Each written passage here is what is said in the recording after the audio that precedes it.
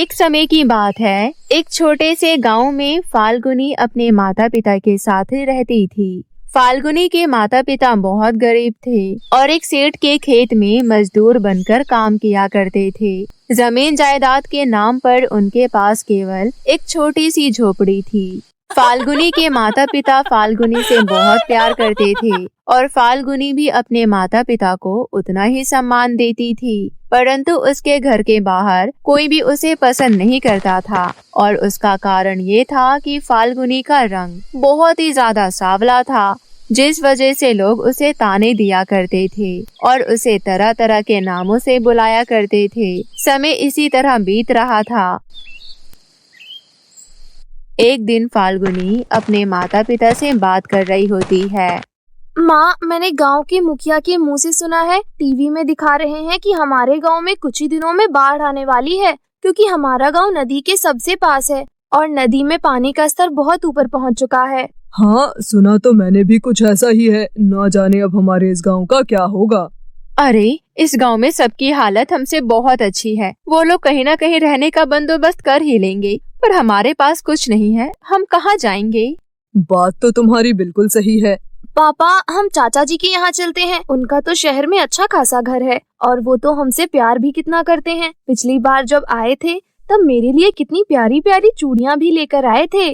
फाल्गुनी के माता पिता को फाल्गुनी की बात ठीक लगती है, इसलिए वो अपने घर में से कुछ जरूरी सामान उठाकर गांव से निकल जाते हैं और फिर कुछ ही दिनों में शहर पहुंच जाते हैं। शहर पहुंचकर वो किसी तरह अपनी मंजिल भी ढूंढ लेती हैं। अरे दीदी, जेठ जी, आप दोनों अचानक यहाँ कैसे? हाँ मीनाक्षी, वो हमारे गांव में बाढ़ आने वाली है। गांव वालों को जल्द से जल्द गांव से निकलने की चेतावनी दे दी गई थी, इसलिए हमने भी गांव छोड़ दिया और यहाँ आ गए। तभी वहाँ पर फाल्गुनी के चाचा रामा आ जाते हैं। अरे भैया, भाभी, आप आइए, अंदर आइए। फिर कुछ देर मनोहर फाल्गुनी के चाचा रामा से बात करता है। अरे भैया, कोई चिंता की बात नहीं है। आप जितने दिन चाहे उतने दिन यहाँ रह सकती हैं। ये भी तो आपका ही घर है। रामा का स्वभाव बहुत ही अच्छा था, परंतु उसके बिल्कुल विपरीत मीनाक्षी को अपने पति के तरफ के रिश्तेदार बिल्कुल भी पसंद नहीं थे। इसलिए जैसे ही मनोहर और सरिता अपनी बेटी के साथ मीनाक्षी के घर आते हैं तो उसका मुंह बन जाता है, और जैसे ही वो रामा को ये बात कहते सुनते हैं कि वो लोग यहाँ कितने भी दिन रह सकते हैं तो उसका पारा चढ़ जाता है, परंतु वो कुछ नहीं कहती। मीनाक्षी की ऐश्वर्या नाम की बेटी थी। ऐश्वर्या भी फाल्गुनी की तरह शादी लायक हो चुकी थी। अब दिन ऐसे ही गुजरने लगते हैं। फिर एक दिन मनोहर रामा से कहता है, रामा, मैंने फाल्गुनी के लिए एक लड़का देखा है। अब देख, गांव में तो बाढ़ आ रखी है। मैं लड़के वालों को वहाँ नहीं ले जा सकता, तो क्या मैं उन्हें यहाँ ले आऊँ? अरे भैया, इसमें पूछने वाली क्या बात है? फाल्गुनी मेरी भी बेटी जैसी ही है। आप उन्हें बिना कोई दिक्कत के यहाँ ले आइए। इसके बाद मनोहर लड़के वालों को रामा के घर बुला लेता है। थोड़ी देर बातचीत के बाद, भाई साहब, खाना पीना तो होता रहेगा, आप लड़की को बुला दीजिए। हाँ हाँ, अभी बुला देता हूँ। अरे फाल्गुनी की माँ, फाल्गुनी को तो ले आओ। मनोहर के कहने पर सरिता फाल्गुनी को लेकर बाहर आती है। जैसे ही लड़का फाल्गुनी को देखता है वो मुंह बना लेता है, और लड़के की माँ को भी फाल्गुनी कुछ खास पसंद नहीं आती। देखिए भाई साहब, आपको कुछ सोच समझकर ही हमारे पास आना चाहिए था। कहाँ मेरा बेटा हीरो जितना खूबसूरत और कहाँ आपकी बेटी। अगर मैं आपकी बेटी को बहू बनाकर अपने घर ले गई तो पूरे मोहल्ले में मेरी खिल्ली उड़ जाएगी। माफ करिएगा, ये रिश्ता नहीं हो सकता। ऐसा कहकर वो लोग वहाँ से चले जाते हैं। रसोई में खड़ी मीनाक्षी ये सब देख रही होती है और मन ही मन मुस्कुरा रही होती है। शक्ल गधों वाली है और रिश्ता ढूंढ रही है राजकुमारों का। मीनाक्षी की ये बात सरिता सुन लेती है, परंतु वो कुछ नहीं कहती। दिन इसी तरह बीतने लगते हैं और फिर एक दिन ऐश्वर्या को देखने के लिए लड़के वाले आते हैं। सच में बहन जी, आपकी बेटी तो चांद का टुकड़ा है। हमें तो आपकी बेटी एक बार में ही पसंद आ गई है। गोपाल, तू बता, तुझे लड़की कैसी लगी? आखिर शादी तो तुझे ही करनी है। माँ, आपकी पसंद ही मेरी पसंद है। भाई, मेरी तरफ से तो रिश्ता पक्का है। अब आप लोग अपनी राय बताइए। हमें भी इस रिश्ते से कोई एतराज नहीं है। मतलब रिश्ता पक्का हो गया। आप लोग रुकिए, मैं मिठाई लेकर आती हूँ। रिश्ता पक्का होने की खुशी में मीनाक्षी सबको मिठाई खिलाती है और उसके बाद वो मनोहर और सरिता के पास आती है। दीदी, जेठ जी, ये लीजिए, मिठाई खा लीजिए। मेरी ऐश्वर्या का रिश्ता जो तय हो गया है। आप लोग चिंता मत कीजिए, आप लोगों को भी आपकी फाल्गुनी जैसा कोई सांवला सा लड़का मिल ही जाएगा। वैसे आपने मेरी ऐश्वर्या का होने वाला पति देखा, कितना सुंदर है और ऊपर से इंटरनेशनल कंपनी में काम करता है। मैं तो पहले से ही जानती थी मेरी ऐश्वर्या ऐश करने के लिए ही पैदा हुई है। फाल्गुनी के माता पिता खून का घूंट पीकर रह जाते हैं, परंतु कुछ नहीं कहते। माँ, पापा, आपने चाची जी को कुछ कहा क्यों नहीं? वो आपको इतना कुछ सुनाकर चली गईं। मेरा मन तो कर रहा है कि मैं उन्हें भी वैसे ही सुना कर आऊं, जैसे वो आप लोगों को सुना रही थीं। ऐसा नहीं कहते बेटा, समय समय की बात है और मैंने और तुम्हारी माँ ने हमेशा तुम्हें सिखाया है कि सामने वाला व्यक्ति चाहे जैसा व्यवहार करे, परंतु तुम्हें हमेशा सभ्य रहना है। भगवान सब देख रहा है, वो हमारे साथ इंसाफ जरूर करेगा। अब दिन इसी तरह गुजरने लगते हैं। एक दिन मीनाक्षी और रामा ऐश्वर्या को लेकर लहंगे की शॉपिंग पर जा रहे होते हैं कि तभी रामा की नजर फाल्गुनी पर पड़ जाती है। फाल्गुनी, तुम भी हमारे साथ चलो। तुम भी ऐश्वर्या की शादी में पहनने के लिए एक अच्छा सा लहंगा ले लेना। नहीं रामा, फाल्गुनी के पास पहनने के लिए बहुत कपड़े हैं, इसकी कोई जरूरत नहीं है। अरे ऐसे कैसे जरूरत नहीं है, और वैसे भी मैं अपनी भतीजी को कपड़े दिला रहा हूँ, आप मुझे मना नहीं कर सकते। अच्छा ठीक है, ले जाओ अपनी भतीजी को। ये सब देखकर मीनाक्षी अपना मुंह बना लेती है और फिर वो लोग लहंगे की शॉपिंग के लिए निकल जाते हैं। वो लोग एक बहुत ही बड़ी लहंगे की दुकान में जाते हैं और शॉपिंग करने लगते हैं। जब मीनाक्षी और ऐश्वर्या शॉपिंग कर रहे होते हैं, तभी फाल्गुनी की नजर कोने में पड़े एक लहंगे पर जाती है, जिसके बाद वो एक दुकान वाले को बुलाकर पूछती है, भैया, ये लहंगा कितने का है? अरे नहीं मैडम, ये लहंगा बेचने के लिए नहीं है, ये डिफेक्टिव पीस है, इसकी सिलाई निकली हुई है और हम इसे किसी गरीब को देने वाले हैं। अगर ऐसा है तो आप ये लहंगा मुझे दे दीजिए। ठीक है, मुझे कोई एतराज नहीं है, ले जाइए ये लहंगा। इसके बाद वो लोग शॉपिंग खत्म करके घर आ जाते हैं। फाल्गुनी बहुत ज्यादा खुश होती है क्योंकि उसने जिंदगी में पहली बार एक लहंगा लिया था। इसकी जो सिलाई निकली है वो मैं ठीक कर लेती हूँ, उसके बाद ये लहंगा मैं ऐश्वर्या की शादी में पहनूंगी। मुझे तो अभी भी विश्वास नहीं हो रहा कि मेरे पास मेरा खुद का एक लहंगा है। इसी खुशी में फाल्गुनी लहंगे गले से लगाकर सो जाती है।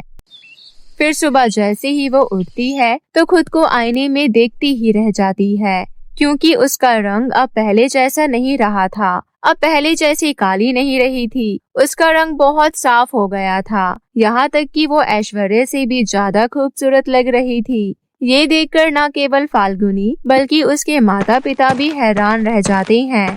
ये सब कैसे हुआ फाल्गुनी? वो तो मुझे भी नहीं पता पापा। मैं जब सुबह उठी तो मैंने अपने आप को शीशे में देखा और तब मुझे पता चला कि मेरा रंग इतना साफ हो गया है। अरे वजह को गोली मारो, मेरी बेटी इतनी सुंदर हो गई है, अब हमें और क्या चाहिए। मीनाक्षी जब फाल्गुनी को देखती है तो वो जलकर राख हो जाती है। धीरे धीरे समय बीतने लगता है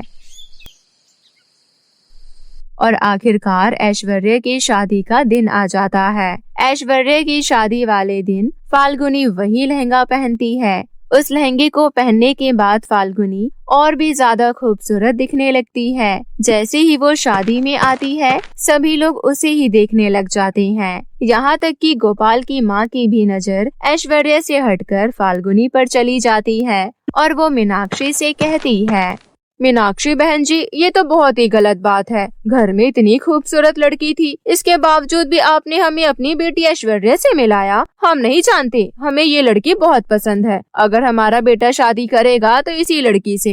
ये आप क्या कह रही हैं?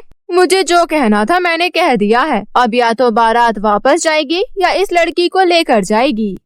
ना चाहते हुए भी फाल्गुनी की शादी गोपाल से हो जाती है और फिर ऐश्वर्या की जगह फाल्गुनी विदा होकर गोपाल के घर आ जाती है। फाल्गुनी का बड़े ही धूमधाम से स्वागत होता है। कुछ दिन तो फाल्गुनी के अपने ससुराल में बहुत अच्छे बीतते हैं। फाल्गुनी की सास भी फाल्गुनी से बहुत प्यार करती थी, परंतु फाल्गुनी की नंद प्रिया को फाल्गुनी बिल्कुल भी पसंद नहीं थी। जब से भाभी इस घर में आई है तब से माँ उसके आगे पीछे घूम रही है। मेरी तो किसी को पड़ी ही नहीं है। मुझे कुछ ना कुछ तो करना ही होगा। ये सोचकर प्रिया धीरे धीरे करके अपनी माँ के कान भरने लगती है और अपने भाई को भी अपनी भाभी के खिलाफ भड़काने लगती है। पहले तो इस बात का कोई असर नहीं होता, परंतु बार बार पत्थर मारने पर तो मजबूत दीवार पर भी दरार आ जाती है। तो फिर इंसान क्या चीज है। सुन फाल्गुनी, घर के खर्चे बहुत बढ़ गए हैं, इसलिए मैंने काम वाली को निकाल दिया है। अब घर के सारे काम तू करेगी, और वो भी अकेले, क्योंकि प्रिया तो कॉलेज जाती है और इस उम्र में मुझसे अब काम होगा नहीं। कोई बात नहीं माँ जी, मैं सारे काम कर लूंगी, आप आराम कीजिए। फाल्गुनी, फाल्गुनी, अभी आई गोपाल जी। फाल्गुनी, मैंने यहाँ पर अपनी ऑफिस की इम्पोर्टेंट फाइल रखी थी, मेरी फाइल कहाँ गई? वो तो मैंने आपकी अलमारी में रख दी। मुझे लगा यहाँ रखी रही तो इधर उधर हो जाएगी, इसलिए मैंने आपकी अलमारी में रख दी। पहली और आखिरी बार बता रहा हूँ, मेरी चीजों को बिना पूछे हाथ मत लगाया करो। ऐसा कहकर गोपाल वहाँ से निकल जाता है। फाल्गुनी सोच में पड़ जाती है। आखिर उसे इतना प्यार करने वाली उसकी सास और उसका पति अचानक से ऐसा व्यवहार क्यों करने लग गए हैं। परंतु अब ये सब रोज होने लगता है, जिससे थक हार कर फाल्गुनी एक दिन अपने कमरे में आकर खूब रोती है।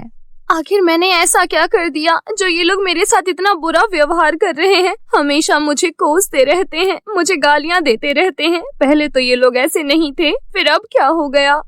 फाल्गुनी जब ये सब कह रही होती है, तभी उसकी अलमारी में रखा उसकी शादी का लहंगा उड़ते हुए फाल्गुनी के सामने आ जाता है और उस लहंगे में से एक आत्मा बाहर निकलकर आती है। शांत हो जाओ फाल्गुनी, जो भी हो रहा है इसमें तुम्हारी कोई भी गलती नहीं है। ये सब तुम्हारी नंद का किया धरा है। तुम कौन हो? मेरा नाम संध्या है। मैं जब जिंदा थी तो मैं भी तुम्हारी ही तरह बहुत काली और बदसूरत दिखती थी। मेरी भी शादी तय नहीं हो रही थी, लेकिन फिर एक दिन एक लड़के ने रिश्ते के लिए हाँ कर दी और मेरी शादी तय हो गई। फिर जब शादी का समय आया तो उस लड़के ने अचानक से मना कर दिया। मैं शादी के जोड़े में तैयार थी। ये सुनकर मेरा दिल टूट गया और मैंने आत्महत्या कर ली। परंतु उस दिन के बाद से मेरी आत्मा इस लहंगे में बस गई और मैं उन लड़कियों की मदद करने लग गई जिनका रंग सांवला था और वो मेरी जैसी परेशानी से गुजर रही थी। इसलिए मैं तुम्हारे पास आई हूँ। तुमने मेरी मदद की, उसके लिए तुम्हारा बहुत बहुत शुक्रिया। पर अब जो मेरे घर में चल रहा है मैं उसे कैसे ठीक करूं? तुम एक काम करो, तुम आज शाम को ये लहंगा पहन लेना और उसके बाद अपनी सास और अपने पति से प्यार से बात करना। ऐसा करने से सब कुछ ठीक हो जाएगा और उसके बाद वो दोनों तुम पर कभी गुस्सा नहीं करेंगे, ना ही तुम्हारा अपमान करेंगे।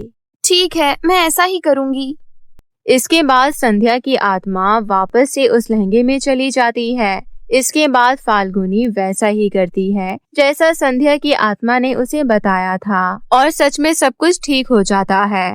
गोपाल वापस से फाल्गुनी के साथ अच्छा व्यवहार करने लगता है और अब फाल्गुनी की सास का भी व्यवहार फाल्गुनी के प्रति अच्छा हो जाता है।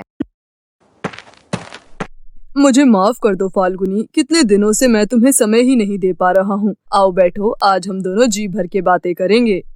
ये सब जब प्रिया को पता चलता है तो उसका पारा चढ़ जाता है। इतनी मेहनत करके मैंने भैया और माँ को भाभी के खिलाफ किया था, ये दोनों फिर से ऐसे कैसे हो गए? कुछ तो गड़बड़ है। इसके बाद प्रिया फाल्गुनी पर नजर रखने लगती है और उसे पता चलता है कि ये सब जादुई लहंगे की वजह से हुआ है। इसलिए वो एक रात मौका देखकर फाल्गुनी के लहंगे को चुरा लेती है और उसे अपने कमरे में ले आती है। अच्छा भाभी, तो ये है वो जादुई लहंगा जिसके दम पर आप इतना उछल रही हो।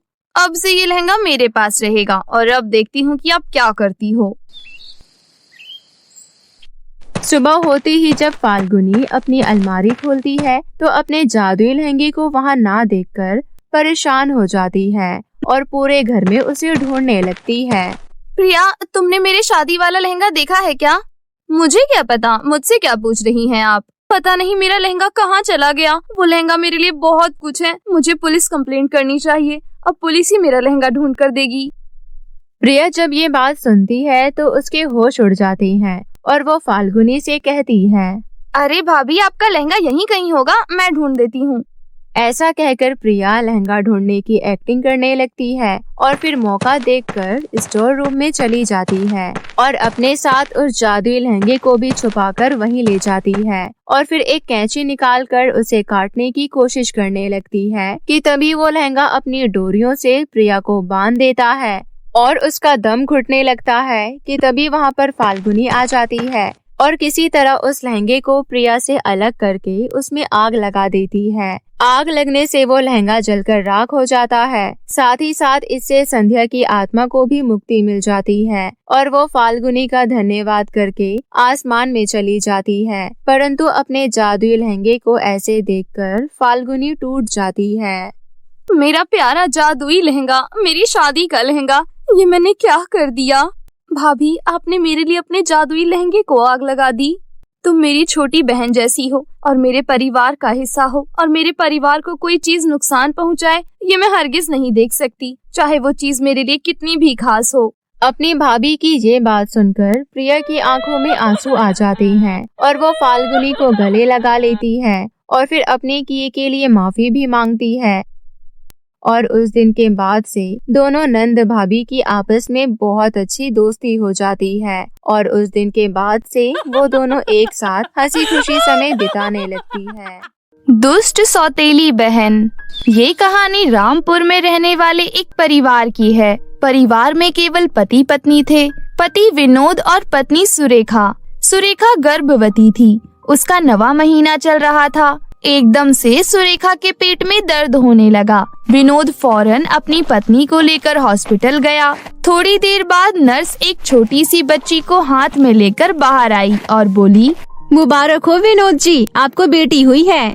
विनोद बहुत खुश होता है और नम आँखों से अपनी बेटी को अपने गोद में लेता है। मेरी बच्ची कितनी प्यारी है, बिल्कुल सुरेखा पर गई है। मेरी बच्ची, तुझे देखकर तेरा बाप बहुत खुश है। नर्स, मेरी पत्नी सुरेखा कैसी है? देखिए, आपकी पत्नी की हालत बिल्कुल ठीक नहीं है। उन्होंने आपको अंदर बुलाया है। विनोद अंदर जाता है जहाँ पर सुरेखा बहुत दर्द में थी।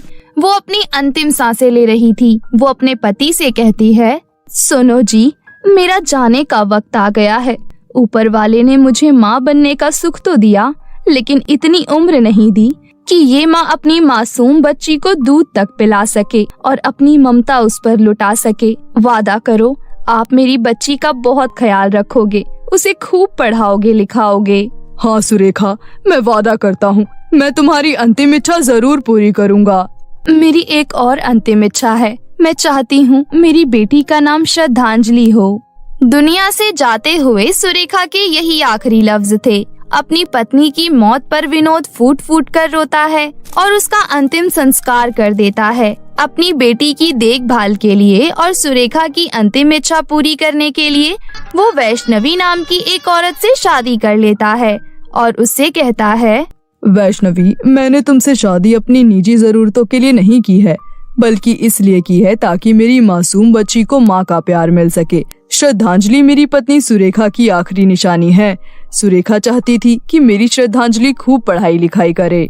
अजी, आप चिंता मत कीजिए, सुरेखा दीदी का ये सपना जरूर पूरा होगा। श्रद्धांजलि आज से मेरी बेटी है। लाइए, बच्ची को मुझे दे दीजिए। वैष्णवी अपनी झूठी बातों से विनोद को यकीन दिला देती है कि वो एक बहुत अच्छी औरत है। लेकिन जैसे ही विनोद काम पर चला जाता है, वो नन्ही सी श्रद्धांजलि को जमीन पर लिटा देती है, जिसके कारण श्रद्धांजलि बहुत रोने लगती है। नन्ही सी बच्ची पर बिना तरस खाए वैष्णवी बहुत अत्याचार करती थी। श्रद्धांजलि रोती रह जाती थी, लेकिन वैष्णवी उसको दूध नहीं देती थी। एक दिन वैष्णवी गर्भवती हो जाती है और 9 महीने बाद वो भी एक बेटी को जन्म देती है। अपनी बेटी के जन्म के बाद वैष्णवी के मन में श्रद्धांजलि के लिए और भी ज्यादा सौतेलापन आ जाता है और वक्त के साथ 5 साल बीत जाते हैं। सुनिए विनोद जी, अब हमारी बेटी 5 साल की हो गई है, उसके स्कूल में एडमिशन करवा दीजिए। हाँ वैष्णवी, तुम ठीक कह रही हो। मैं कल ही श्रद्धांजलि और आरती दोनों का एक ही स्कूल में एडमिशन करवा देता हूँ। अगले दिन विनोद अपनी दोनों बेटियों का एक ही स्कूल में एडमिशन करवा देता है। उसके बाद से श्रद्धांजलि और आरती स्कूल जाने लगती हैं। श्रद्धांजलि को पढ़ना लिखना बहुत अच्छा लगता था, इसलिए वो क्लास के सारे टेस्ट में बहुत अच्छा नंबर लेकर आती थी और वहीं दूसरी तरफ आरती का पढ़ाई लिखाई में बिल्कुल मन नहीं लगता था। हर टेस्ट में उसको 0 मार्क्स मिलते थे, इसलिए उसे स्कूल में टीचर से बहुत डांट पड़ती थी। पता नहीं मेरी सौतीली बहन हर बार टेस्ट में मुझसे ज्यादा नंबर कैसे लेकर आ जाती है। इसके पढ़ाकू होने की वजह से हर बार इसको टीचर से शाबाशी मिलती है और मुझे डांट पड़ती है। इसका तो मुझे कुछ ना कुछ करना पड़ेगा। उसके बाद टीचर सभी बच्चों को होमवर्क दे देती है। छुट्टी होने पर आरती और श्रद्धांजलि घर आ जाती हैं। दोनों को घर आता देख वैष्णवी कहती है, अरे मेरी आरती बिटिया, स्कूल से घर आ गई तुम। क्या खाना है तुम्हें, मोमोज या पिज्जा या फिर कुछ और? मम्मी मुझे मोमोज खाना है। मोमोज का नाम सुनकर श्रद्धांजलि अपनी माँ को उम्मीद भरी नजरों से देखने लगती है और कहती है, माँ मुझे भी मोमोज खाना है। श्रद्धांजलि की मोमोज खाने की ख्वाहिश सुनकर उसकी सौतीली बहन आरती उसकी चोटी खींचते हुए कहती है, खबरदार जो आज के बाद मेरी माँ को अपनी माँ कहा तो ये तेरी माँ नहीं है, बल्कि सिर्फ और सिर्फ मेरी माँ है। अपनी माँ को तो तू पैदा होते ही खा गई। श्रद्धांजलि की आंखों में आंसू आ जाते हैं और वो वैष्णवी के पास जाकर उससे कहती है, माँ आरती झूठ कह रही है ना, क्योंकि मेरी माँ तो आप हो। तेरी बहन बिल्कुल सही कह रही है। तू जिम्मेदार है अपनी माँ की मौत की। मैं तेरी कोई सगी माँ नहीं हूँ। इस बात का श्रद्धांजलि के दिमाग पर बहुत गहरा असर पड़ता है और वो अपने आप को कमरे में बंद करके फूट फूट कर रोने लगती है और रोते रोते सो जाती है। रात को जब विनोद घर आता है तो अपनी बेटी के कमरे में आता है और उससे पूछता है, क्या हुआ बेटा, मेरी फूल सी बच्ची का चेहरा इतना मुरझाया हुआ क्यों है? पिताजी, मेरी माँ कौन थी और वो कैसे मरी? अपनी माँ के बारे में श्रद्धांजलि को पूछता हुआ देखकर विनोद समझ जाता है कि वैष्णवी द्वारा उसको सब कुछ पता चल चुका है, इसलिए वो सुरेखा के बारे में श्रद्धांजलि को सब कुछ बता देता है। जिसके बाद श्रद्धांजलि आंसू पोंछकर कहती है, पिताजी अब मैं खूब पढ़ूंगी और अपनी माँ के सपने को पूरा करूंगी। उस रात श्रद्धांजलि टेबल पर अपना स्कूल का होमवर्क कर रही थी। होमवर्क करते करते वो सो गई। तभी वहाँ पर आरती आई और उसने श्रद्धांजलि के होमवर्क पर इंक गिरा दी। बेचारी मेरी बहन, कितनी मेहनत से उसने होमवर्क किया था और मैंने उसका सारा होमवर्क खराब कर दिया। श्रद्धांजलि की सुबह जब आँख खुलती है तो अपने होमवर्क पर स्याही बिखरी हुई देखकर वो बहुत रोती है। श्रद्धांजलि को पता था ये सब आरती ने किया है, लेकिन फिर भी वो कुछ नहीं कहती और चुपचाप अपना होमवर्क दोबारा कर लेती है। इसी तरह एक दिन जब श्रद्धांजलि किताब पढ़ रही थी तो आरती ने आकर उसकी किताब छीन ली। तुमने मेरी किताब क्यों छीन ली? मुझे मेरी किताब वापस करो, मुझे पढ़ाई करनी है। नहीं दे रही मैं तुझे तेरी किताब। बता क्या कर लेगी? मुझे तेरे साथ खेलना है, इसलिए मेरे साथ बाहर चलकर खेल, वरना मैं तेरी किताब फाड़ दूंगी। नहीं नहीं, तुम ऐसा मत करना, मैं तुम्हारे साथ जरूर खेलूंगी। उसके बाद श्रद्धांजलि घर से बाहर जाकर आरती के साथ खेलने लगती है। तभी बाहर बहुत जोर की बारिश शुरू हो जाती है। बारिश के कारण कीचड़ हो जाता है। आरती श्रद्धांजलि को कीचड़ में धक्का दे देती है। आरती, ये क्या किया तुमने? तुमने मुझे कीचड़ में गिरा दिया। आखिर मैंने तुम्हारा क्या बिगाड़ा है जो तुम मेरे साथ इतना बुरा व्यवहार करती हो? तुम बहुत बुरी हो। मनहूस कहीं की, मुझसे जुबान लड़ाती है। तू रुक, अभी बताती हूँ तुझे। आरती श्रद्धांजलि का स्कूल का बस्ता और उसकी कॉपी किताब सब कीचड़ में लाकर फेंक देती है, जिस वजह से बारिश के कारण श्रद्धांजलि की सारी कॉपी किताब फट जाती है। ऊपर से उस दिन वैष्णवी और आरती मिलकर बेचारी को बहुत मारते हैं और साथ ही श्रद्धांजलि से आगे पढ़ाई करने का हक भी छीन लिया जाता है। वहीं दूसरी तरफ आरती बिंदास होकर स्कूल के बाद कॉलेज की पढ़ाई खत्म करती है। देखते ही देखते दोनों बहनें शादी के लायक हो जाती हैं। विनोद अपनी दोनों बेटियों के लिए एक ही घर में रिश्ता ढूंढता है। दोनों लड़के भाई थे। कुछ ही दिनों में दोनों बहनों की शादी की रस्में शुरू हो जाती हैं, लेकिन आरती अपनी सौतीली बहन श्रद्धांजलि की शादी से बिल्कुल खुश नहीं थी। ये श्रद्धांजलि की बच्ची तो मेरी जिंदगी में बिल्कुल च्युइंगम की तरह चिपक गई है। मायके के साथ साथ अब ससुराल भी एक होगा। नहीं, मुझे इस शादी को रोकना होगा। तभी वहाँ पर वैष्णवी आ जाती है और कहती है, अरे आरती बिटिया, जल्दी से तैयार हो जा, हल्दी की रस्म शुरू होने वाली है। ठीक है माँ, आप चलिए, मैं आती हूँ। जलन के मारे आरती श्रद्धांजलि की हल्दी में काला रंग मिला देती है और उसकी मेहंदी में हाथ जलाने वाला केमिकल डाल देती है, जब सभी हल्दी की रस्म के लिए श्रद्धांजलि को हल्दी लगाने लगते हैं तो हल्दी का रंग काला देखकर सभी हैरान रह जाते हैं। अरे ये हल्दी काली कैसे हो गई? अरे माँ, ये तो अपशगुन है। तभी वहाँ मौजूद विनोद कहता है, ये अपशगुन जैसा कुछ नहीं होता, जरूर किसी ने हल्दी में गलती से काला रंग मिला दिया होगा। ये बोलकर विनोद बात को टाल देता है, जिसके बाद अच्छे से हल्दी की रस्म खत्म हो जाती है। अगले दिन मेहंदी की रस्म होती है। जैसे ही श्रद्धांजलि के हाथ पर मेहंदी लगाया जाता है तो उसका हाथ जलने लगता है। आह माँ, मेरा हाथ बहुत ज्यादा जल रहा है। हाथों में हो रहे जलन के मारे श्रद्धांजलि की मेहंदी बिगड़ जाती है, जिसे देखकर आरती बहुत खुश होती है और कहती है, देखा पिताजी, एक और अपशगुन। लगता है ऊपर वाला भी नहीं चाहता कि इस श्रद्धांजलि की शादी हो। विनोद आरती की इस बात को भी टाल देता है। शादी वाले दिन आरती बहुत महंगा लहंगा पहनकर मेकअप करवाती है। वहीं दूसरी तरफ श्रद्धांजलि अपनी माँ सुरेखा की शादी का लहंगा पहनती है। ओह गॉड, मेरी सौतेली बहन, तूने अपनी शादी वाले दिन ही ओल्ड फैशन सस्ता सा लहंगा पहन रखा है और ऊपर से ये सर पर घूंघट। How cheap. आरती, ये लहंगा मेरे लिए बहुत बेशकीमती है, क्योंकि ये मेरी माँ का लहंगा है और मेरे लिए मेरी माँ का आशीर्वाद भी है। इतने में बारात आ जाती है। आरती बिल्कुल मॉडर्न दुल्हन की तरह डांस करते हुए एंट्री लेती है। तभी लोगों के सामने टाइट फिटिंग होने के कारण आरती का ब्लाउज फट जाता है, जिस कारण सभी उस पर हंसने लगते हैं। उस वक्त श्रद्धांजलि अपना दुपट्टा लेकर आती है और अपनी बहन को ढक देती है और उसे अपने रूम में ले जाती है और उसे अपना लहंगा पहनने को देती है। ये सब देखकर आरती के मन में श्रद्धांजलि के लिए प्यार जाग जाता है। मुझे माफ कर दे मेरी बहन, मैं तेरे साथ कितना बुरा व्यवहार करती हूँ, उसके बावजूद तेरे मन में मेरे लिए बिल्कुल नफरत नहीं है। I love you so much. मैं बहुत खुशनसीब हूँ जो मुझे तेरी जैसी बहन मिली। वो दोनों बहनें एक दूसरे के गले लग जाती हैं। आरती श्रद्धांजलि का लहंगा पहन लेती है और श्रद्धांजलि एक साधारण सी साड़ी पहन लेती है। ये सारी चीजें कमरे के बाहर खड़े होकर दोनों के होने वाले पति भी देख रहे थे। उनके मन में आरती और श्रद्धांजलि के लिए बहुत इज्जत बढ़ जाती है। उसके बाद दोनों बहनों की धूमधाम से शादी होती है और दोनों अपने ससुराल में खुशी खुशी अपना जीवन व्यतीत करने लगते हैं। श्रुति नाम की लड़की कुंजपुर गांव में अपनी सौतेली माँ, सौतेली बहन और अपने पिता के साथ रहती थी। उसके पिता मोहनलाल ने अपनी बेटी श्रुति के लिए ही मंजू नाम की औरत से दूसरी शादी की थी, ताकि वो उसकी बेटी का अच्छे से लालन पालन कर सके। परंतु मंजू एक बहुत ही दुष्ट और अत्याचारी औरत थी। वो वक्त के साथ मोहनलाल के दिमाग में श्रुति के लिए जहर घोलती रही। अब श्रुति को सौतेली माँ और अपने सगे पिता का भी अत्याचार सहना पड़ता है।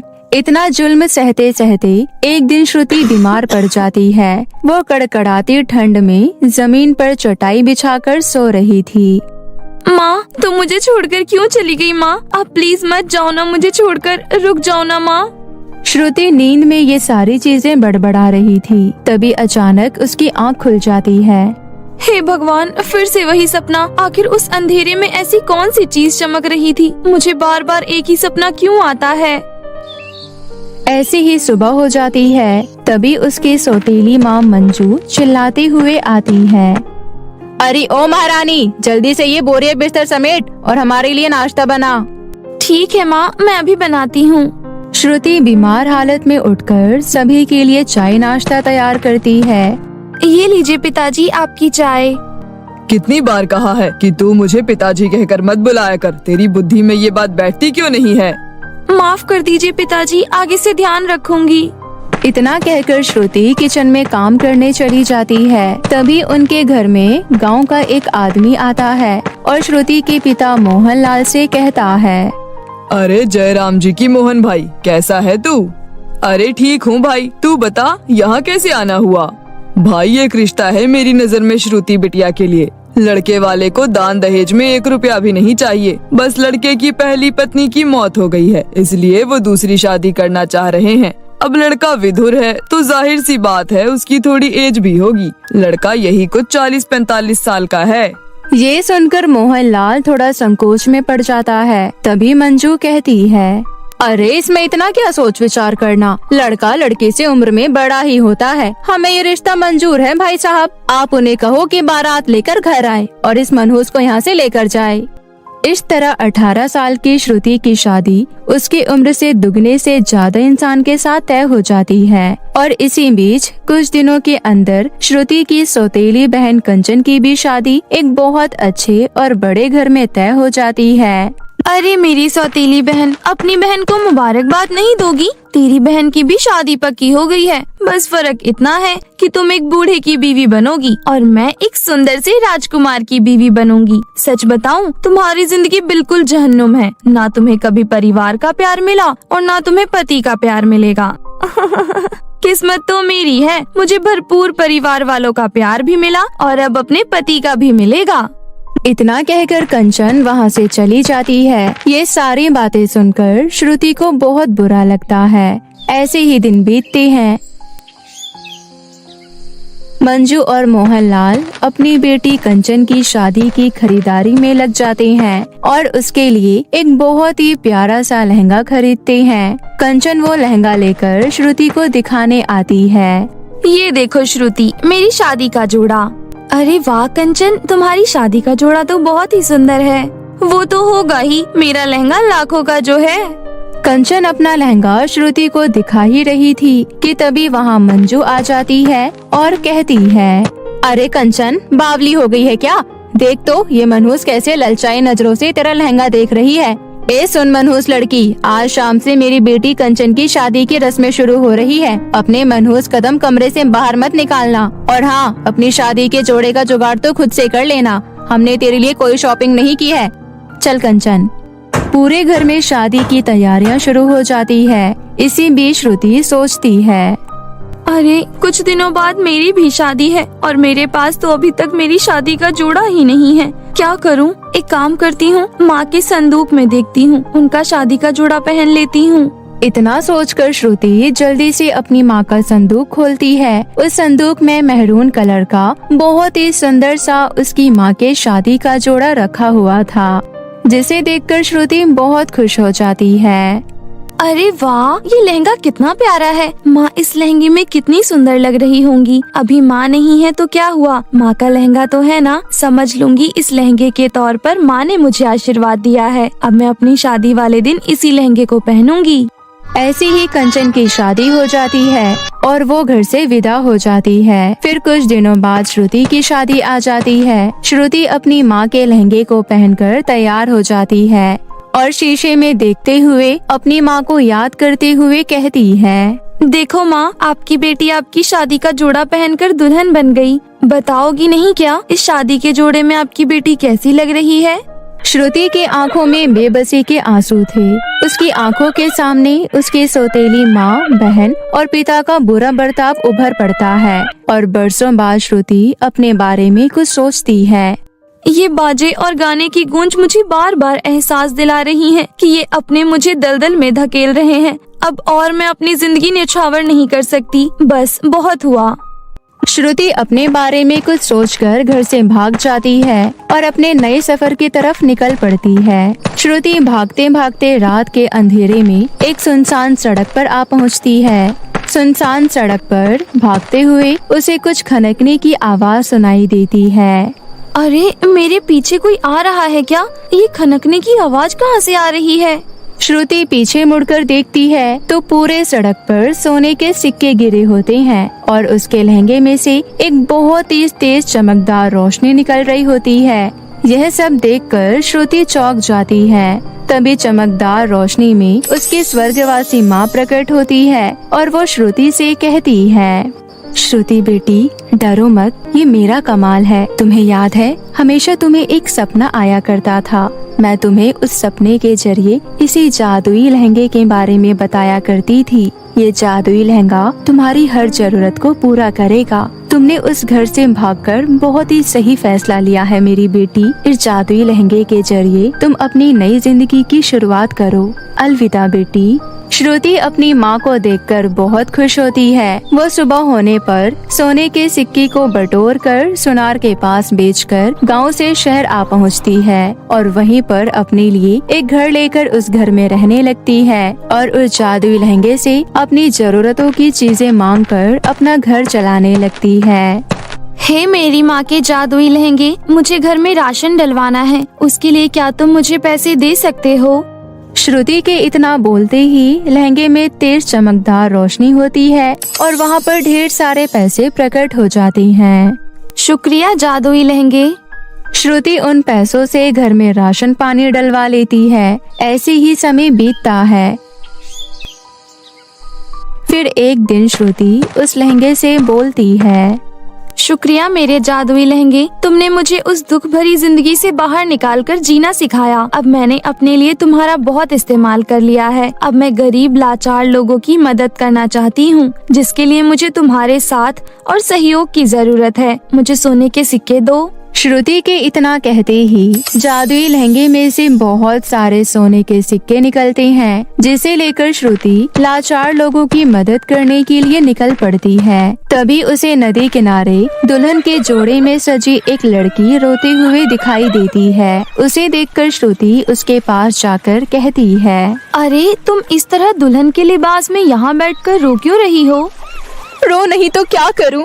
मुझे अब नहीं जीना, मैं मर जाना चाहती हूँ। लेकिन क्यों? मैं जीना नहीं चाहती। मेरे गरीब पिताजी ने पाई पाई जोड़कर उनकी मांग को पूरा किया, मगर अब वो लोग 1 लाख रुपए की रकम और बढ़ा दिए। अब तुम ही बताओ, एक झटके में मेरे गरीब पिताजी इतने सारे पैसे कहाँ से लाएंगे? अच्छा ये बात है, पर तुम चिंता मत करो, मैं तुम्हारी मदद करूंगी। ये लो, ये कुछ सोने के सिक्के हैं, इसे तुम रखो और अपना घर बसाओ। वो लड़की श्रुति का शुक्रिया बोलकर वहाँ से चली जाती है। श्रुति बिना रुके लाचार गरीब लोगों की मदद करती रही। तभी एक दिन अर्जुन नाम का लड़का श्रुति के घर आया। उसे देखकर श्रुति बोली, जी कहिए, किससे मिलना है आपको? मेरा नाम अर्जुन है और मैं इस शहर के सबसे बड़े बिजनेसमैन का बेटा हूँ। जब मुझे तुम्हारे बारे में पता चला कि तुम इस शहर के गरीब और बेसहारा लोगों की मदद कर रही हो, तो मैं तुम्हारी तरफ खिंचा चला आया। तुमने कितनी लड़कियों का घर बसाया। मुझे हमेशा से अपने लिए किसी ऐसी ही लड़की की तलाश थी। मैं आपसे शादी की बात करने के लिए आया हूँ श्रुति जी। क्या आप मुझसे शादी करना चाहेंगी? ये सुनकर श्रुति की आंखों में आंसू आ जाते हैं। शायद ये उसके अच्छे कर्मों का फल था, जो आज उसके अंधियारे जीवन में अर्जुन जुगनू बनकर आया था। श्रुति फौरन शादी के लिए हाँ कर देती है और फिर कुछ ही दिनों बाद अर्जुन बैंड बाजा बारात लेकर श्रुति के घर पहुंचता है और उसे अपनी दुल्हन बनाकर अपने घर ले जाता है और श्रुति अर्जुन के साथ खुशी खुशी रहने लगती है।